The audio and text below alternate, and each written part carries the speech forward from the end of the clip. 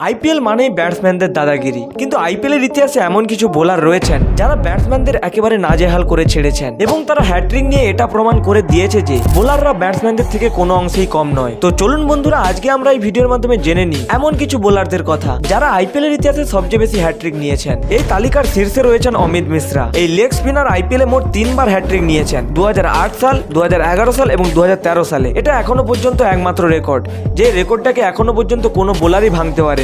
এরপর আসি 2 নম্বরে, আর এই 2 নম্বরে রয়েছে দুজন প্লেয়ার, যুবরাজ সিং এবং যুজবেন্দ্র চাহেল। যুবরাজ সিংকে অনেকেই শুধুমাত্র ব্যাটসম্যান ভাবেন, কিন্তু তিনি 2009 সালে দুটো হ্যাট্রিক নিয়েছিলেন, একটিতে ডেকান চার্জার্সের হয়ে আর অন্যটি কিংস 11 পাঞ্জাবের হয়ে। আর যুজবেন্দ্র চাহেল 2022 সালে এবং 2025 সালে একটি করে হ্যাট্রিক নিয়েছে। আর এই লিস্টের তৃতীয় স্থানে রয়েছে বেশ কিছু বোলার, যেমন অজিত চন্দ্রকর, শ্যাম করন, লাসিদ মালিঙ্গা, হর্ষল পটেল প্রমুখ, যারা প্রত্যেকেই আইপিএল এ একটি করে হ্যাট্রিক নিয়েছেন, কিন্তু তাদের পারফরমেন্স ছিল নজর কাড়া। হ্যাট্রিক নেওয়া শুধু ভাগ্যের ব্যাপার নয়, এটা নিখুঁত পরিকল্পনা আর এক্সিকিউশনের ফল। এই বোলারদের মধ্যে আপনার ফেভারিট বোলার কোনটি? কমেন্টে জানাতে ভুলবেন না কিন্তু।